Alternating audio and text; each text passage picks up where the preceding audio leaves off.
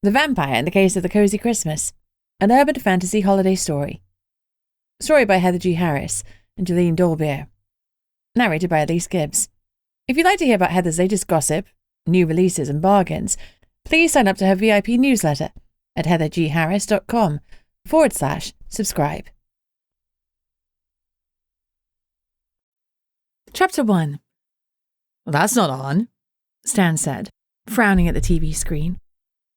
A grin tore across my face. Everyone had complained, vociferously, about my demand to watch A Muppet Christmas Carol. There'd been a lot of rolled eyes as they settled on Connor's gigantic leather sofa, and no one's eyes had been shaken around quite as much as Stan's. And yet, here he was, leaning forward and glaring as the characters on the show laughed at Scrooge's supposed death. He was as hooked as the fish he caught. I snickered to myself. Connor and I were hosting our first ever Christmas party. It was Christmas Eve, so the pressure was lower than if we were hosting everyone on the actual day. Tomorrow, Connor and I planned to have a low-key time together, and I couldn't wait. But this party was what I'd really been looking forward to. Christmas at my parents' home had been postcard perfect. My mum, always needing to keep up appearances, had our home professionally decorated with a veritable forest of Christmas trees. The ornaments conformed to a carefully chosen colour scheme, which ended up feeling cold, no matter how much gold was splashed around. Our gifts were tasteful, but had to be appropriately expensive, and, of course, we had the perfect chef-prepared traditional meal, roast goose and all. I hated it. Often, the only joy I felt during the holidays was when I spent time with my Nana. Once she was gone, nothing could make Christmas anything but another tedious chore to be checked off a list. That ended today. I was going to do Christmas for myself, my pets, and my friends. And it was going to be epic. I'd invited everyone I loved, Gunnar and Sigrid, Sydney and Thomas, Stan, and Connor was my co-host. I didn't want the feel of a generic commercial holiday. I wanted a day where the magic was front and centre, a proper glow of peace and happiness. I wanted to pretend I believed in Santa. I wanted to listen to the trashy Christmas music Mum never allowed me to play, and watch the sappy Christmas movies she wouldn't let me watch. And I wanted to dive into the food. Surely all that would be powerful enough to banish my childhood-inspired Grinch heart, so I could enjoy the Christmas spirit like everyone else did. Sigrid was in Connor's chef's kitchen, and the house smelled divine. I had offered to cook, but the hearth witch had kindly suggested that perhaps I should walk before I ran. She'd bustled in with enough food to feed a small army. She brought a turkey, just like I'd asked, was making roast potatoes and pigs in blankets, and she'd done her best to source a load of British Christmas food, including Brussels sprouts. The only thing she hadn't managed to get was mincemeat for mince pies. Unlike minced meat, British mincemeat is a sweet concoction full of raisins, sultanas, and lots of warming spices. They are Christmas in a mouthful. I wasn't surprised it had been impossible to source here in Alaska, but I worked hard not to show my disappointment. It was only a tiny thing that was missing. I'd get over it. While the others watched the movie, Sydney and I put the final touches to the table decorations. The massive dining room table was set for a feast, and it looked better than any table my mum had ever prepared. Shadow was purring round my feet. We even grabbed the tablecloth at one point, and we barely averted a disaster. After that, I called Fluffy to keep a watchful eye on our resident mischief maker. I had looked up everything I could on American Christmases, so today would be a perfect mix of both Connor's and my heritage. And I hoped I had everything right. Tension slid from my shoulders as I looked at my friends in the living room. Having everyone I loved under one roof was just so perfect. "Bunny, can you come help me for a moment?" I barely heard Sigrid's voice over the TV because the Muppets were mid-song. Handing Sydney the last few table decorations, I went into the kitchen. Sig beamed as I walked in. She had so many things on the go at once that I was definitely glad she'd insisted she cook. "Be a dear and lift that big old bird out of the oven, would you?" she asked. I grabbed the kitchen gloves and opened the oven. Deliciously scented steam hit me in the face as I carefully lifted the huge turkey onto the crowded counter, where Sigrid had already placed the trivet. "Thanks, dear." She was putting a bunch of gingerbread men to cool on a wire rack. She followed my gaze. "I don't know what on earth is going on," she said, hands on hips, "but the first batch completely disappeared." I blamed Stan, but I heard his tummy rumbling with hunger, so I don't think he ate them all by himself. Anyway, I made some more especially for you instead of the mince pies. I'm so sorry about that. I didn't think to order the mincemeat in time." She wrung her hands and looked genuinely regretful. "Don't be silly," I said hastily. "You've been absolutely amazing, beyond amazing." Emotion welled up. "I'm so lucky to have met you." She pulled me into a hug and kissed the top of my head. "Oh, back at you." Giving me one last squeeze, she released me. "Now, go on. Shoo." Sigrid didn't like anyone underfoot while she literally worked her magic. She started whipping potatoes, and the pies she hadn't made ahead of time the previous day were lined up for their time in the oven. "Tell everyone 15 minutes. And I mean it." "Yes, sir." I gave her a mock salute. She gave me a fake stern look like she was going to scold me, but then she smiled instead. I reached around her to snag a hot gingerbread man, and her eyes narrowed. "I promise I'm not the gingerbread bandit," I assured her. "Would I be taking more if I'd already eaten the whole tray of them?" I hastily pointed out. She eyed me suspiciously but decided to let it go, then swatted sharply at my hand as I reached for another. "Don't you dare! You'll ruin your appetite for dinner. Go on now." Her affectionate look was only slightly tinged with exasperation. I grinned and returned to the main room, munching as I went. Stan, Gunnar, Connor, and Thomas were sucking up the space on the sofa and staring intensely at the TV. "Sigrid said 15 minutes!" I shouted over another of the Muppet songs. Connor grabbed my hand as I turned away and pulled me onto his lap. "This party was a great idea," he whispered. "But I can't wait for everyone to leave so I can unwrap my gift." He winked suggestively. I swatted him on the shoulder. "I got you a gift and I'm not it." The humour left his face. "Yes, you are," he said softly, and gave me a kiss that was all heart. I wiggled reluctantly out of his grasp. "I've got to go. T-15. I hopped off his knee and scurried over to bring out the gifts I'd been collecting for months. I'd finished wrapping them that morning, and I was so excited about giving them. I put them under the Christmas tree that Connor and I had decorated the previous night. I'd been drinking Baileys, he drank whiskey, and we danced the night away in between hanging ornaments on the tree. If I was honest, they were a total hodgepodge. Connor had bought a huge selection because he wasn't sure what sort of thing I'd want, though obviously I wanted them all because I was greedy like that. I adored our wonky, decorated tree because it reminded me of precious moments with Connor, and making out in front of the fire afterwards. I gave a happy sigh and laid my last present under the tree. Before I'd been cut off from my parents' money in England, my gift selections had been limited to finding an expensive necklace, bracelet or brooch for Mum, and cufflinks or a tie pin for Dad. I usually found something meaningful for my Nana, though spending time with each other was what we'd really wanted. Now I'd selected my gifts with care to reflect how much I appreciated each of my friends. I hadn't even spent a lot. I was finally learning that wasn't actually what Christmas was about. My phone vibrated in my pocket. Shit, I'd chosen to be the one on call so everyone could enjoy Christmas Eve together, and April was off with her own family. I stiffened. I really didn't want to be called away right now. Not on my first ever Port Lockian Christmas. I pulled the phone reluctantly out of my pocket and opened the message. "Bunny, I need your help. Now." The message was from Liv. Chapter 2. I closed my eyes and prayed that Liv was just screwing with me. She'd barely spoken to me since I'd arrested her for almost killing Sigrid and Stan.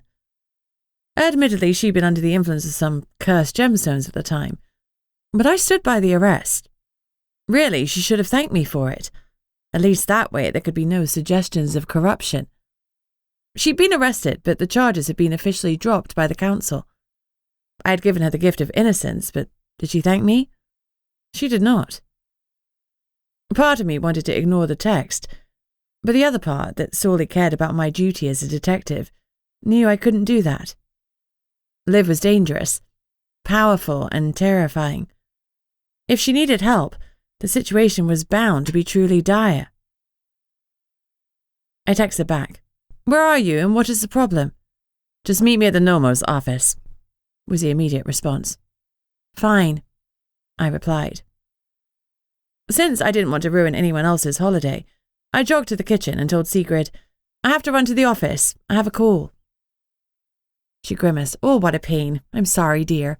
Hurry back." My stomach grumbled. "I will. I've been looking forward to eating your food all day. Can you put me up a plate? A big one with a bit of everything on it." She smiled. "Oh, you bet." I slipped away discreetly.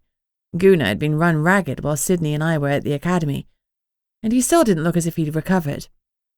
This was one of the first occasions in a long time that he could kick back and think about nothing. I wanted to give him that gift too.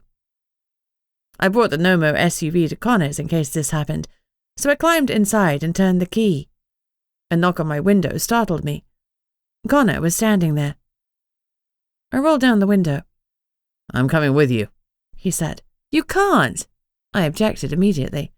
"One of the hosts has to stay here. I'm sure it's no big deal, just live being live. We can't both leave." I looked at him entreatingly. "You stay.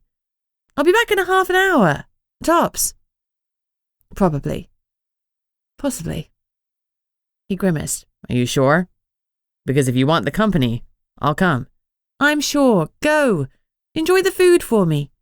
Sig's gonna do me a plate. Tell everyone I'll be back soon." He leaned through the window and kissed me.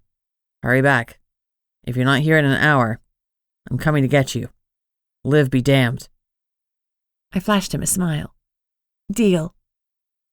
He watched me back out and turn around before I headed for the gate. I swore as I approached it. I'd forgotten the damned remote control. Evidently, Connor was still watching me because the gate swung open as I approached. "Thank you," I hollered at the intercom, then zoomed off down the hill towards town. We'd had a rare snowfall last night, and Portlock gleamed like an untouched star. It truly was magical, but I wasn't used to driving in snow, so I went slowly down Connor's private road to the main one, which, thankfully, had already been ploughed. Once my tyres had a good grip, I raced to town to get the ordeal over and done with, so I could return to my own damned party. I pulled into the back behind the office. Liv was already waiting there in her car, and I gestured for her to follow me. After I'd unlocked the door, I went through the office, dropped my coat on the back of my chair, and plopped onto it. Liv to Sydney's chair. "What's wrong?" I asked her brusquely. There'd better be an imminent crime we needed to stop, or I was going to be furious with her. As usual, her dark hair was piled on her head in a riot of wild braids, with the white streak standing out. She was wearing a gold-coloured dress that made her look like $1,000,000. Even so, I detected a hint of nerves as her tongue darted out to wet her lips. She cleared her throat. "I want to make amends." I stared at her for a moment. "That's why you called me away from my Christmas party? To make amends? Isn't making amends more of a New Year's Eve thing? New Year, new you?" She sighed and looked down at her hands, which were folded neatly in her lap. "Listen, this is important. I need to do something so Gunnar will forgive me." I opened my mouth to interrupt, but she forestalled me. "I promise I'll never hit on him again. It isn't about that. Just listen to me. Please?" It was the please that got me. I closed my mouth and nodded. It turns out I liked Gunnar's, tolerance of me more than I fancied the man. He wasn't afraid of me, not ever. But I can't say that about anyone else in town. I realize now that my feelings were more because of that than from any desire to be with him. I enjoyed flirting, pressing his buttons and making him uncomfortable with my advances, but after what I've put him through, all that is behind me. From now on, I will treat him like I do any other council member. "So you're going to look down your nose at him?" I quipped lightly. She gave me a flat look, and a desert heat swept into the room. I shifted in my seat. She continued speaking as if I hadn't. "I figured the perfect gift for this season's festivities would be to let him know that I'm truly penitent. And it's Christmas Eve, so it's now or never. I need your help. I need you to convince him to speak to me." She looked at me hopefully. I stared at her. "You almost killed his wife. She's his world, something you never seem to understand, so This, I waved a hand, is a waste of both of our time. She shrank down in her chair, and I wished I'd sugarcoated my words. Sorry, I mumbled. I stood up and reached for my coat. Her voice behind me was wobbly and sincere. Please help me, Bunny. I've got no one. Her voice caught. I froze. Liv was never vulnerable, yet here she was, bearing her soul.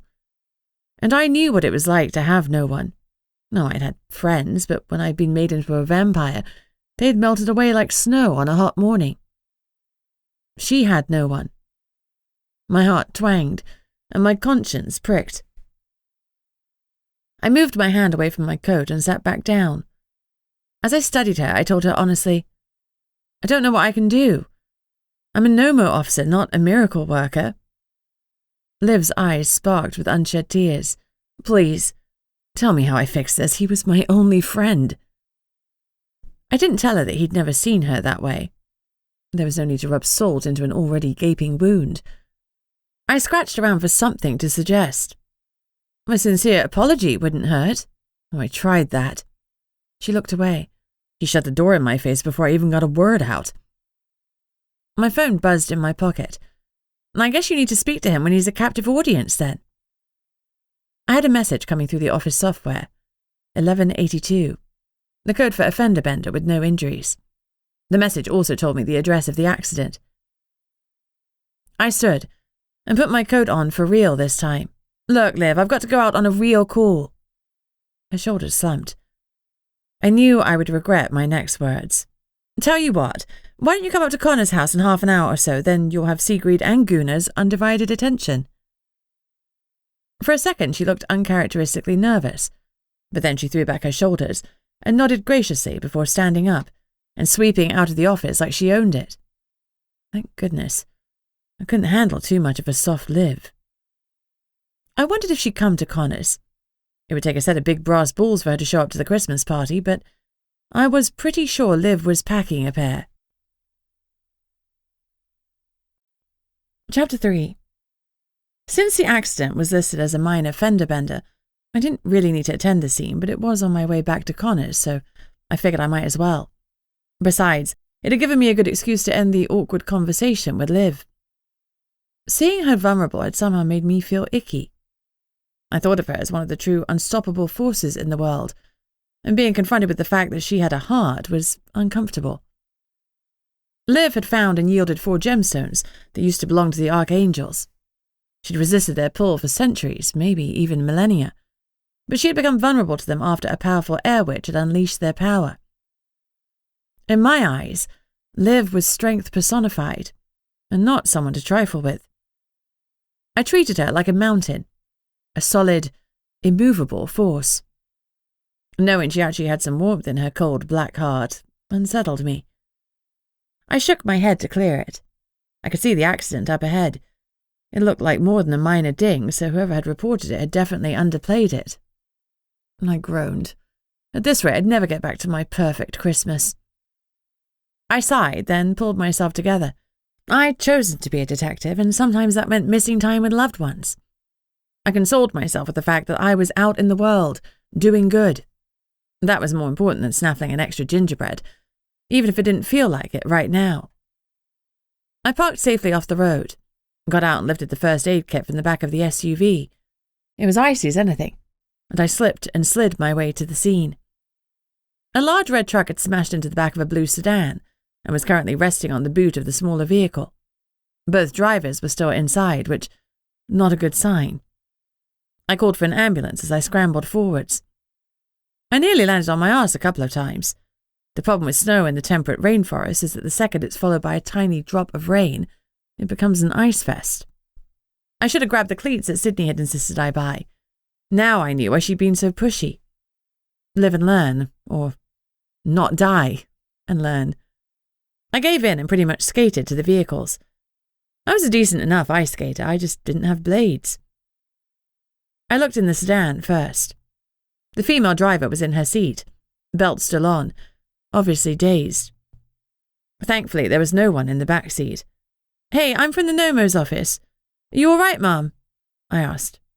She looked up at me slowly and blinked. Yeah, I just need a moment. I looked her over but couldn't see any visible wounds, except for a red mark on her forehead. She was definitely in shock, maybe concussed. What's your name? Anna Lee. Okay, Anna, did you call in the accident? Yeah. She winced. Charlie isn't going to be thrilled about this. Your husband? She nodded and sighed. He only got the car back from the mechanic a week ago. I'm sure he'll be happy that you're fine. This could have been a lot worse. Like, a lot worse. I was glad there wasn't any need for a body bag. Okay, Anna, I'm going to check on the occupants of the other vehicle. You sit tight. The ambulance is on its way. To support my point, sirens filled the air. I slid back to the truck. The driver was still in his cab, also alone, and I rapped on the window. Frank Wakefield, the town drunk, looked up at me. I narrowed my eyes. Had he been drinking? He was on the banned booze list, and if he had been drinking, I was going to grab Lenny and Larry Grimes and knock their heads together for selling him shine. As Frank rolled down his window, I sniffed the air for the telltale scent of alcohol on his breath. Nothing. Hi, Frank, are you okay? I asked, checking him over for injuries. A huge gash was dripping blood down his face. I rifled through my first aid kit to find a wad of gauze. Here, press this against your forehead until the bleeding stops. He took it and, after wiping his eyes clear, pressed it to the gash. We both knew it had healed the second he shifted, so nothing else was needed for now. I studied him. Frank, I have to ask, have you been drinking? No, Officer Squirrel, I'm dry, I swear. Bunny, I corrected stiffly, unsure if he was taking the piss, or if he just remembered I had some sort of rodent-related name. He flushed. Right, Bunny, sorry. How'd you get a name like that anyway? I stared at him for a beat. I once angered a bunny spirit, so I agreed to take the name to appease it. He gaped at me. An angry bunny spirit? A wraith, I elaborated, and his eyes widened. Enough tall tales. What happened, Frank? Please don't ruin my first Portlock Christmas. It was an accident. I hit the ice and couldn't stop sliding, even though I tried. His voice was sincere, and I believed him. I nodded. Fine, I'm going to take your information and the other drivers, and we'll deal with this after the holidays. Is your truck drivable? He crunched his brows together. I'm not sure. I haven't tried to start it. I'm a little woozy just now. That was no surprise with such a wound on his head. We're going to get the other driver out and looked at by the paramedics. You can see them too.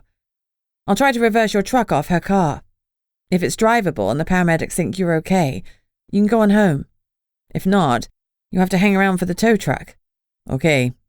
Thanks for believing me, Officer Bunny. I gave him a quick smile. Supernat senses were a gift most of the time, and I knew he wasn't lying. I could smell he hadn't been drinking, so there was no need for a breathalyzer. I was relieved that our town held its own and refused to give liquor to a man who couldn't resist it. At least now I didn't need to tell the Grimes brothers off. By the time I'd finished checking on Frank, the paramedics had arrived, taken the woman out of the car and checked her over. She had a lump on the side of her head where she'd banged into the side window, and a possible mild concussion. While they went over Frank in the ambulance, I tried to reverse his truck.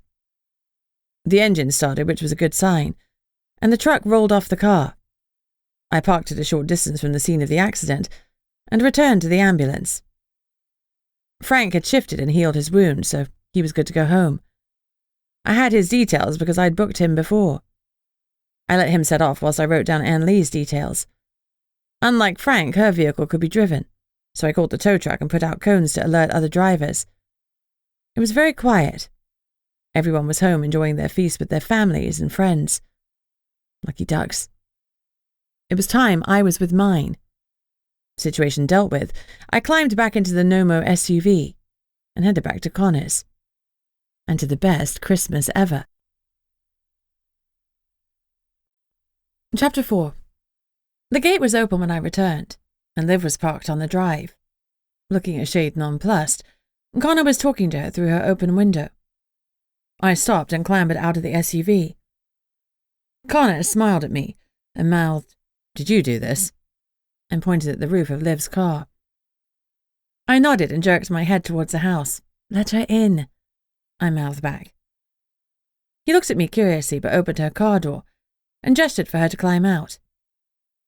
She was carrying 2 ancient-looking bottles of wine, no doubt more expensive and more rare than any bottle I'd ever had before, and that was saying something because my mum was a wine snob. I bolted inside. It'd be best to give the others the tiniest warning. I hung up my coat and opened the door from the garage into the kitchen. The smell of food hit me, and my stomach grumbled loudly. Trays of goodies were still laid out in the kitchen, covered with lids to keep them warm. "Hello, dear." Sigrid smiled at me. "You waited for me," I said dumbly. She slipped an arm around my shoulders. "Of course we did." There was no "of course" about it. Mum would never have delayed a meal for me. Being late or walking out would have been considered the height of rudeness on my part. Nothing came between Mum and her precious routine. Dinner at 7 p.m. Come what may. "I invited Liv," I blurted out to Sigrid. "She's lonely." Sigrid's eyes softened. "Well, we can't have that, can we?" Such was the depth of her compassion that she didn't bat an eyelid at me inviting in the woman who'd almost killed her, albeit Liv had been possessed at the time. "Gunnar," I started. "Oh, I'll handle him," she promised. "Come on, let's go in." As we entered the living room together, I announced loudly, "I'm back." All the men except Connor were still in front of the TV. The movie credits were just rolling up, so I doubted they minded too much that dinner was late. Sydney was snuggled up to Thomas, which made me smile. Fluffy, Loki, and Shadow were playing quietly at the back of the room, the cat controlling everything like a master puppeteer, as Fluffy watched him indulgently. Gunnar looked up at me, and I saw the moment Liv came in behind me by the way his face went from open and happy to stormy. He stood up. "Well, what is she doing here?" he spat. Sigrid hurried over. "None of that, Bam Bam. It's Christmas." I heard Gunnar's not-so-subtle whisper, "I'm not staying here. She is." Sig's jaw tightened, and her hands went to her hips. "You are staying. We are all staying. Bunny and Connor have worked incredibly hard to make this day special, and you are going to enjoy it." The "or else" hung unsaid in the air. Everyone else in the room had frozen, their eyes switching from Liv to Gunnar, as if they were watching a tennis match. "Okay, great," I said awkwardly, trying to cut through the tension. "Let's eat." Liv was still carrying her 2 bottles of wine, so I took them and placed them on the counter. Gunnar glared. "Best check the wine for poison," he growled loudly. From the corner of my eyes, I saw Liv's shoulders slump, and I glared at him, unconsciously mimicking Sigrid's stance by placing my hands on my hips. "I invited her to join us. She's alone, and it's Christmas. The perfect time to let bygones be bygones." Gunnar's face was turning red now. Only Sig's gentle hand on his bicep was keeping him from exploding. "Maybe now would be a good time to apologize, Liv," I suggested, in a low aside to her. If she waited a moment more, I wasn't sure that Gunnar wouldn't throw her bodily out of the house. She nodded and cleared her throat. I could tell she was nervous, which was so unusual for her that it seemed downright weird. "Gunnar and Sigrid, I came to offer you a sincere apology." She noticed Stan and tacked on, "And Stan, of course. I wasn't myself, but I should have fought harder. Please forgive me. I'll do everything I can to make it up to you." Sigrid offered Liv a warm smile. "I've already forgiven you, Liv. You aren't responsible for your actions." She gave her husband a pointed look that he willfully ignored. Stan nodded. "Well, it wasn't your fault. I don't hold a grudge." It wasn't the same as Sigrid's open-hearted forgiveness, but it was better than the death glare that Gunnar was offering. The silence lengthened, as all eyes focused on Gunnar, but still he said nothing. Liv had pushed him beyond the limits of his enormous heart. I got the impression that he could really hold a grudge, so forgiveness would take time. Maybe even centuries. Finally, after the silence had become awkward, Gunnar rumbled, "Since my wife is so generous, I'll give you a truce. For tonight." Liv smiled weakly. "I'll take it, thank you. Thanks to all of you." She handed me her coat. In between doing that and walking to the dining room, her usual aplomb asserted itself. She sat at the table and looked around imperiously. She'd somehow turned her apology into an opportunity to play queen. I couldn't help but admire her. Truce or not, Gunnar sat as far as he could away from her. Connor carved the turkey. I'd assumed that Gunnar would do it, but I think Sigrid thought that giving him any form of weapon would be a bad idea right now. Everyone helped themselves from the laden platters and tureens. Connor put on some quiet Christmas music to fill the awkward silence that had fallen over us once again. Once all our plates were full, however, we started praising Sigrid and talking about the food, then bringing up old times. Soon everyone except Gunnar was laughing and talking. I gorged myself on the delicious food, as did everyone else. We only pushed back from the table when we were too full to eat anything else. By the end of the meal, Gunnar had relaxed enough to laugh occasionally, and even join in the conversation. "Since we have to wait until we have room for dessert and those amazing pies, let's go over to the piano for a sing-along," I proposed excitedly. "Seriously?" Stan groaned. Connor shot daggers at him. "You're a guest here," he reminded him, his tone suddenly dangerous. Oh boy. I jumped in between the two testosterone-fueled men. "Hey, Stan doesn't have to sing if he doesn't want to." "If he isn't man enough," Connor jibed. Stan's eyes narrowed. "I can sing like a lark. You're going to sound like a dying raccoon in comparison." Connor looked amused. "We'll see, Bear. You're on." The men went to the piano. Okay, so Connor and Stan weren't full of Christmas cheer, and neither were Gunnar and Liv, but somehow that's what made it perfect. All families argue, and this imperfect family was mine. I've been amazed to discover that Connor, Gunnar, and Sigrid could all play the piano. Gunnar had been practicing since I found this goofy sing-along online story, and I thought it might be fun. It was about a family that were trying to finish their Christmas shopping and get home before Santa arrived. The words were interspersed with Christmas songs. I waited until Gunnar was warming up at the piano, then handed out copies to the others, and we gathered round.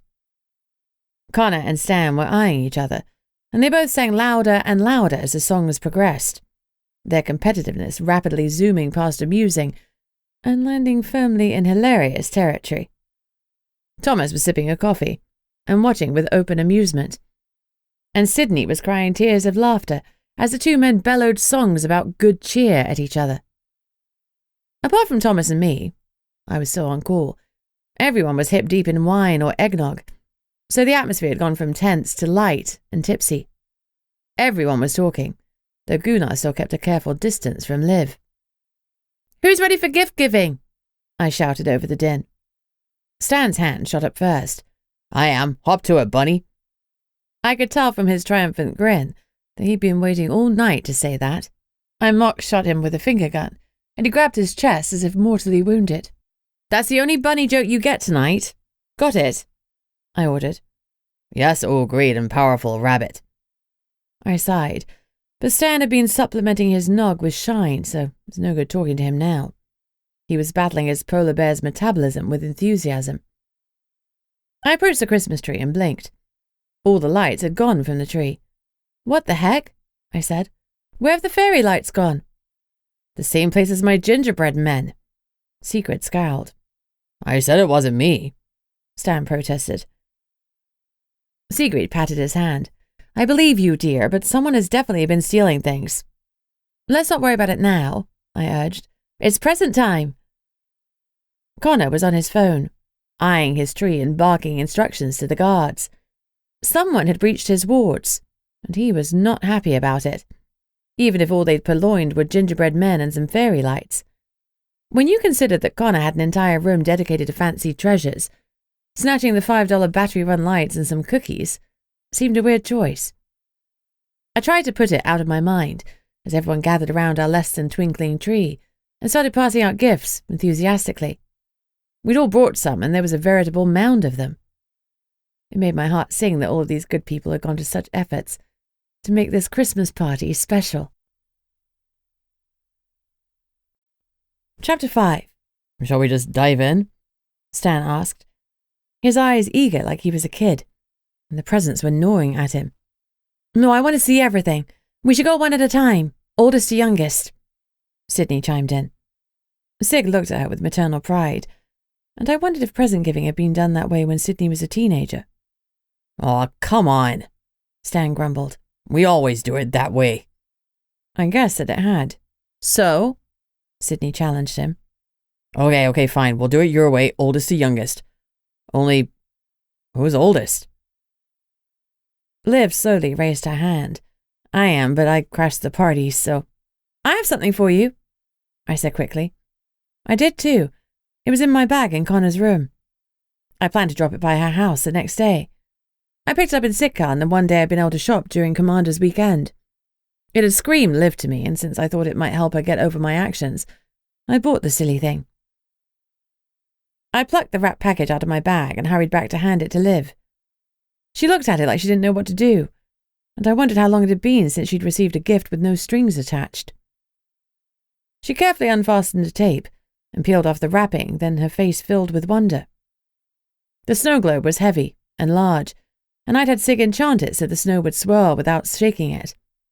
Inside were the Great Pyramids, surrounded by sand, and there was even a tiny sphinx. The Christmas star embedded in the glass twinkled when you moved it. As Liv looked at it, a warm smile crossed her face. Thanks, Bunny. It doesn't snow in Egypt, Stan snorted. Liv fixed him with a stare and quirked one elegant eyebrow. And you'd know this... how? Stan's face warmed, and he gave a one-shouldered shrug. Well, everyone knows it's a hot country. It is, she agreed, in her usual dreamy voice. But it does snow. Not often, only once every 100 years or so. But it does happen. And when it does, it looks just like this. The kids throw snowballs, and even the men build snowmen and dance in it. She grinned. The camels hate it, though. Looking quietly pleased, she placed the globe carefully on her lap. I knew it was only a small, silly token, but maybe to Liv it was something more. Okay, who's the next oldest? I asked. Gunnar and Connor looked at each other. I still didn't know Connor's exact age, nor did he, I suspected, but Danny had said he was one of the oldest vampires in Alaska, so he wasn't a spring chicken. I am, Gunnar said. Well, now that was interesting. I looked at Sigrid, who was looking at her husband with loving eyes. No surprise showed on her face. Since Gunnar had a pile of gifts, he chose one and opened it. It was a joke gift from Stan, a jumper from Stan's favourite America football team, a team that Gunnar didn't like. Thanks, he said flatly, though his eyes were amused and I knew he'd wear it. Connor was next, and he also had a pile of gifts. He opened Gunnar and Sigrid's, a pair of handmade mittens. They looked warm and thick. Thank you, he murmured, and gave them a nod. Keep you safe from touching fisheye, Gunnar grunted. And suddenly, the gift meant more than warm hands. Thank you, Connor repeated, this time with a little more feeling. After that, the ages were obvious, and we swiftly made it through our piles of gifts. I had a haul of lovely things that warmed my heart, but I was even more excited for my friends to open the gifts I'd found for them. Sydney was first. I'd wanted something to cheer her up because she'd been out of sorts since her ex, Chris, had destroyed her self-esteem. After that, we'd had to defend ourselves from a secret joint MIB/Black Ops group in Sitka, where she'd had to dispose of several bodies, so she'd had a rocky few months. I'd found something to make her smile. A silly t-shirt with a knockoff image of a Disney mermaid and the words, I want to go where the people aren't. She unrolled it and laughed out loud, then pulled it on over her shirt. Perfect, Bunny. She beamed at me. It warmed my heart to see her laugh without the darkness behind her eyes. I couldn't take all the credit because Thomas had done most of that with his gentle wooing. His gift to her was a pair of gorgeous fur-lined boots, made by an artisan from his Inupiaq tribe up north. She was already wearing them. Stan got my next gift. I got him 2 gifts, a gag one and a more serious one. I'd found this ridiculous faux fur hat in the shape of a polar bear, ears and all, with little polar bear arms that dangled down into paws. He opened it and hurriedly covered it up again. He looked at me flatly.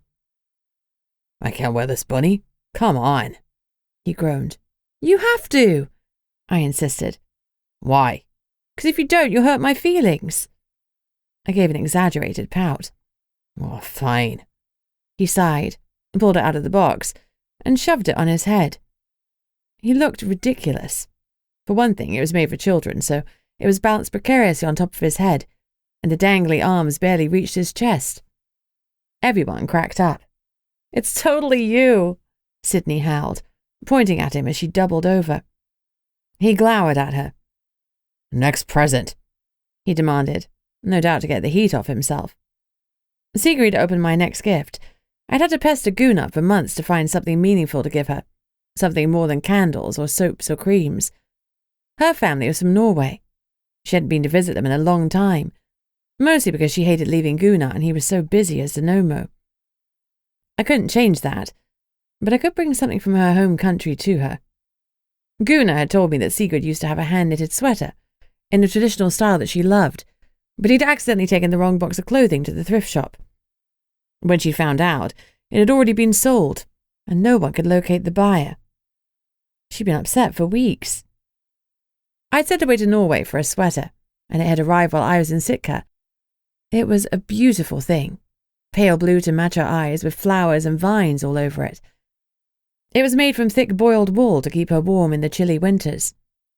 Once she'd unwrapped it and held it up, her eyes filled with tears. "Oh, thank you so much, Bunny. How'd you know?" I pointed at Gunnar. Sigrid beamed at her husband and squeezed his arm in silent thanks. She clutched the sweater and looked at it again, before folding it and laying it carefully back in the box. Gunnar was next, and I really hoped he'd love his present. It had cost an arm and a leg, but he was worth it. Chapter 6. What do you get your boss/father figure? It had been hard to decide. I could hardly give a tie clip or cufflinks to a man who didn't wear a tie or shirts that required cufflinks. Gunnar was more of a casual dresser. Jeans and long-sleeve t-shirts or sweatshirts were his go-to. Frankly, most of the town dressed the same. Anyway, I hadn't wanted to get him clothing. I thought about getting him a new handgun, but they were expensive, and you had to fill out a bunch of paperwork, so I'd asked Connor to source me another bulletproof vest, like the one he got for me. Sure, we already had the basic law enforcement ones, but I wanted the high-tech, enchanted version. It was eye-wateringly expensive, but Sydney, Stan and I had gone in on it together. I also suspected that Connor had helped make the price more affordable. "Well, this one is heavy," Gunnar commented when he picked up the package. "It's for me, Sydney and Stan," I said eagerly. He opened it and looked confused for a moment, until he lifted it out. He could clearly feel the tingle of magic because understanding lit his eyes. He looked at me. "Like yours?" "Yeah." "Cool, I love it." "Well, thanks, kids." Sydney gave Gunnar a hug, and Stan gave him a friendly shoulder punch. My floppy heart warmed. He called us kids. For a childless couple, Gunnar and Sig had certainly collected a ragtag bunch of children. I gave Thomas and Stan really nice foldable knives. Thomas probably didn't need another knife, but I figured he'd still like it because he was a weapons guy. I gave the same one to Stan because when I first met him, he declared he didn't carry a weapon because he was a weapon.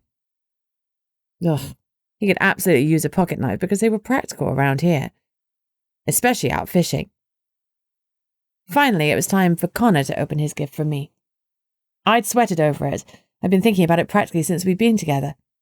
I'd half wanted to buy him 1,000 flannel shirts, but that would have been a gift for me, not him, because I loved flannel on my man, especially when he rolled up his sleeves and showed off his sexy forearms.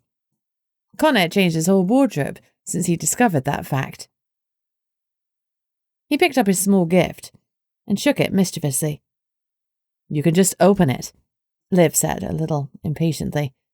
"Where's the fun in that?" he replied. After thoroughly examining the outside, he cautiously opened the wrapping paper. Like Liv, It was immediately apparent that gifts were a rarity for him. He had enough money to buy himself whatever he wanted, so maybe people didn't buy him anything anymore. I immediately resolved to buy him lots of silly gifts. I'd put the tiny gift in a larger box, so it would be harder for him to guess the contents. We were lucky that we had a lot of artisans in town, and I'd gone to the silversmith to have a charm made, that matched the Triskill one my Nana had given me, then had Anissa enchant it. Connor's current daylight charm had been given to him by his father, and I knew there was no love lost between them. It would be a waste in his eyes not to use it, but I doubted he liked having a reminder of his father around his neck. Another vampire could use that one just as easily. As well as the Triskill charm, I'd had a chain made for it, and had it charmed to be unbreakable. Connor pulled it out of the velvet box, and looked up at me with amazement. "Daylight charm?" he asked, eyes wide. "Yeah."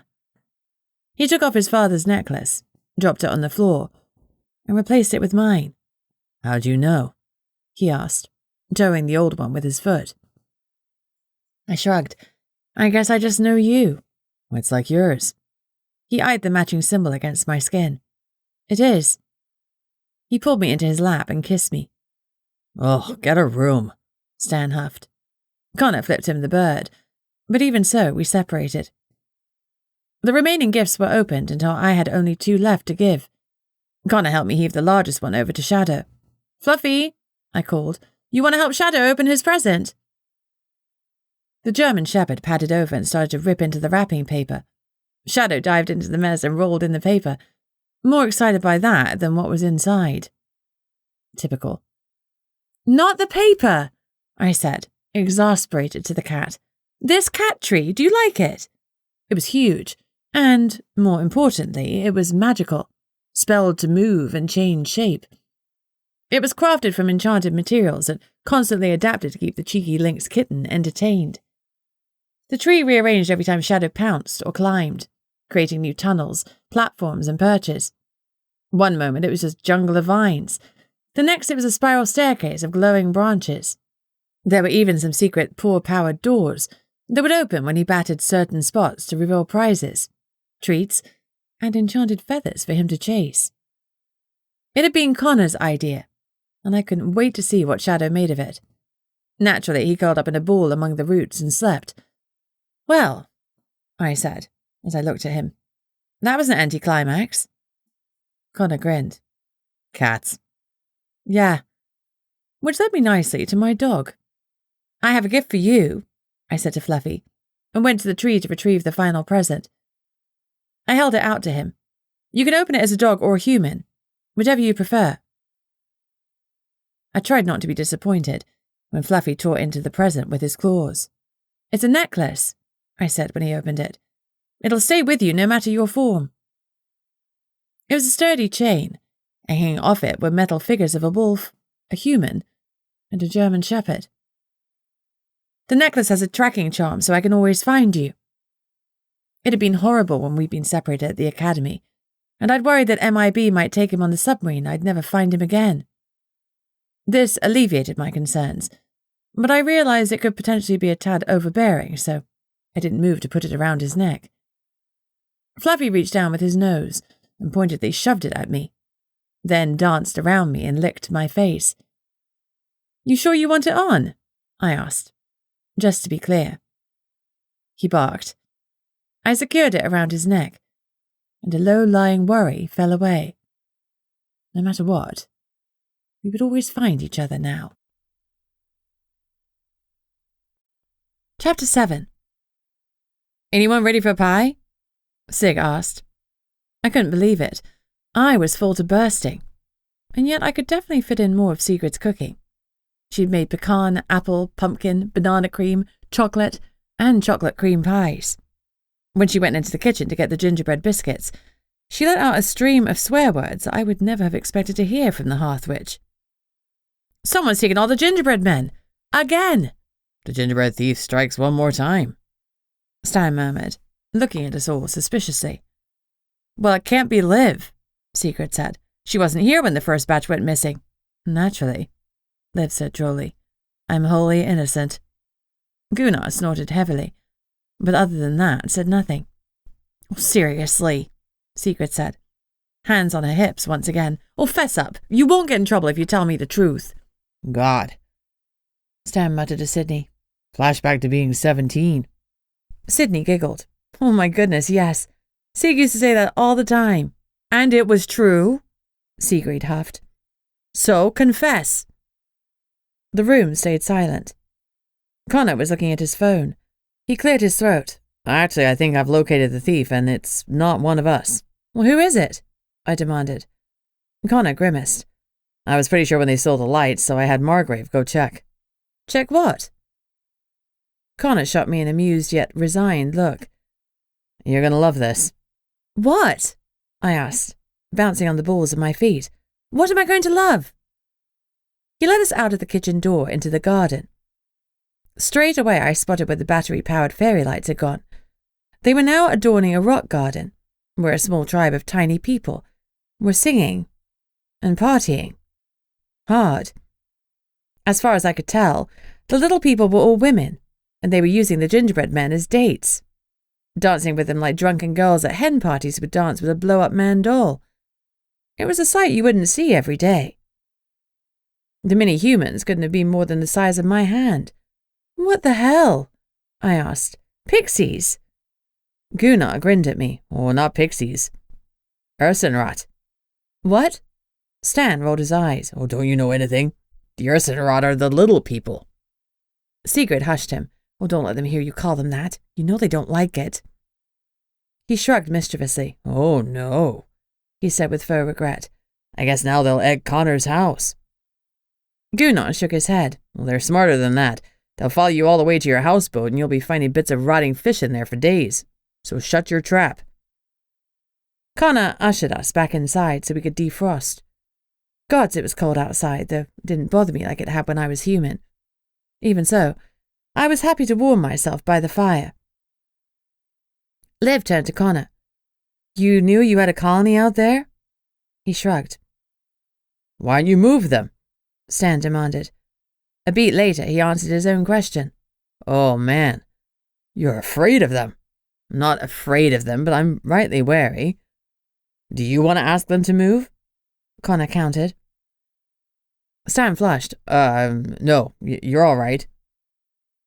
Wise choice. Thomas nodded. They're not to be trifled with. Enough! Sigrid clapped her hands. Eat the pies before they get cold. That was my kind of order. I gorged myself, and I wasn't the only one. I discovered that I adored pecan pie, something I'd never had before. But then everything Sig made was divine. Liv had been mostly quiet during the sing-along and the exchange of gifts. While everyone was eating slices of pie, she sat down at the table with Gunnar. He looked at her, grunted, and looked away. Thanks for giving me a day of truce, she said quietly. I'm truly sorry. I owe you for my bad behavior, besides the whole curse thing. I just want you to know I'm sorry and it won't happen again. I'm turning over a new leaf. He didn't reply, but I thought I saw the tiniest softening in his expression. Then Sigrid placed a plate of 3 different kinds of pie in front of him. He looked up at his wife, and his gaze hardened on Liv again. The memory of her cursing Sig was still fresh in his mind. To Liv's credit, she simply nodded and moved to the couch where she daintily ate 1 slice of apple pie. She was a wise woman, and she was giving him space. It was definitely a start, and I was pretty sure I just witnessed the smallest chink in Gunnar's armour. Across the room, she met my eyes and smiled. Chapter 8. At midnight, I was officially off shift, so I allowed myself a glass of red wine. Everyone had been stuffed with leftovers, pie and enough alcohol to sink a ship. It was definitely time for Stan to stagger home. Since Thomas hadn't been drinking, he offered to give everyone a lift. As they pulled on their coats, I hugged Sigrid tightly. Thank you for doing so much to make my first Portlockian Christmas so special. It was perfect, I murmured. She hugged me back. Oh, thank you, dear. It was great fun. She turned to Connor. And thank you for the gift of your home. May it be blessed with many years of joy.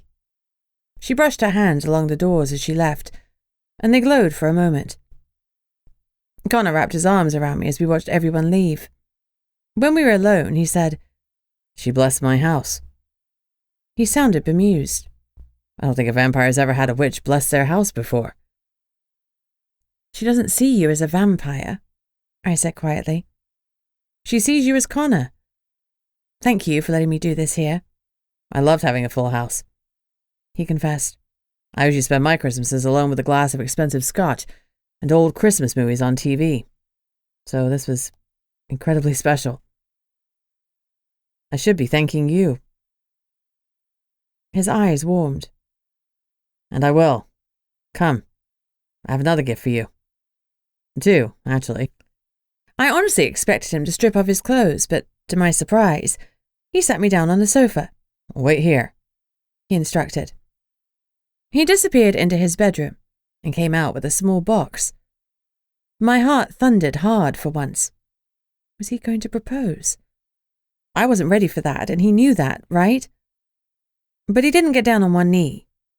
Instead, he opened the lid for me. It was jewelry, all right, but instead of the feared engagement ring, it was a flawless emerald. "Seems we both had the same idea," he said with amusement. "It's a daylight charm." "Yes, but not a generic one like the council gave you. This is from me. That emerald has been in my family for centuries. My mother gave it to me when I came of age and told me to give it to the woman I wanted to spend my life with." My eyes filled with tears, and my heart ached with happiness as I fumbled with the clasp of my necklace with shaking hands. "Help me." I turned around so he could unfasten it, then put the emerald on the chain next to Nana's Triskele charm, and removed the other daylight charm. I returned it to the council so they'd have it for the next vampire. I stood up and admired the beautiful gemstone in the mirror as it hung on my chest. It was almost the same shade as my eyes. Connor stood behind me and snaked his arms around me. I turned and kissed him in thanks. "One more present," he breathed. "And this one is shit. I debated not giving it to you, but—" "Connor," I laughed. "I'll love it whatever it is, I promise." I grinned at him mischievously. "Now, gimme." He laughed and led me into the kitchen. Okay, I hadn't been expecting that. He shot me a nervous glance. "I didn't do that many in case they were awful, but, well, you'll see." He reached into a cupboard and pulled out a cake tin. He pulled off the tin lid with effort. "Inserat proof," he explained. When the lid popped open, I saw several wonky and misshapen mince pies. "You made them for me?" I gasped. He shrugged awkwardly. "I wanted to do something for you, so Sigrid agreed to let me make them as a surprise. You'd said how much you liked them, so I threw myself into his arms and kissed him soundly. "That is the most brilliant gift ever!" To show him my appreciation, I popped one of the wonky pies into my mouth and ate it. It tasted exactly as it should. Maybe even a bit better because it had been made with love. "Thank you," I beamed. "I'm glad you liked them." He looked quietly chuffed. "I love them, and I love that you made them for me." I paused a beat. "So when Sigrid said she couldn't get the mincemeat in time—" He grinned. "When she was lying through her teeth. She could have made them, but she knew I wanted to bake them myself, so she made the gingerbread instead." My heart warmed even further. My favourite Christmas treat, my favourite people, and Christmas magic. It really was everything I could have dreamed of. I smiled and held out a small pie. "Will you have one?" He looked a bit dubious, but he did bite into it. "Hey," he said after a few chews. "Well, that's really good." I grinned. "Told you. Now, let's go to bed. Let's ring in Christmas together." He shot a quick look at the back door, clearly debating something. "What?" I asked. "What's up? Do whatever you need to do, don't mind me." He looked uncomfortable. "Well, the ladies like their port. I normally take them a bottle at Christmas." "Melt my heart. You go right ahead," I said. "I don't want to ruin your traditions." "Never, but we can make new ones together. Come with me," he said impulsively. I laced my fingers through his, and we padded out into the dark, freezing night with a bottle of port. Really nice port. I watched as Connor uncorked the bottle, and the dancing ladies ran over to him. They swarmed up him like he was a climbing frame and peppered his cheeks with chaste kisses as he held perfectly still. Just as quickly they slid down and went for the bottle. They put some stones into it, and when it overflowed, they cheered and licked the dripping liquid. That answered the question of how they'd handle such a large bottle. Connor took my hand and led me back inside to the warmth of his newly blessed home. So, I said, amused, I have competition for your affections. He turned to me, eyes serious. Never. I fell into his arms, and they tightened around me. Our kisses were hot and heavy, tinged with the taste of mince pies and red wine. I couldn't be sure if it was the alcohol that was making my head spin, or the man, because he was intoxicating all by himself. Yum. I pulled back to look at my mate. I love you, Connor Mackenzie. Merry Christmas. His eyes darkened and he pressed me close. Love you too, Doe. Merry Christmas. Then he tugged me towards his bedroom. Best Christmas ever. We hope this little gorgeous story has filled you with the holiday spirit, no matter what time of year you're reading it. Don't forget to grab the next book in the series, The Vampire and the Case of the Hellacious Hag. The end. The Vampire and the Case of the Cozy Christmas, an urban fantasy holiday story. Story by Heather G. Harris, Jeline Dolbear. Narrated by Elise Gibbs. If you would like to support Heather on Patreon, a monthly subscription service, then you can do so from as little as $1 a month. If you'd like to hear about Heather's gossip, new releases and bargains, please sign up to her VIP newsletter at heathergharris.com/subscribe. And please, do feel free to check out her direct store, where all sorts of goodies and merchandise awaits you.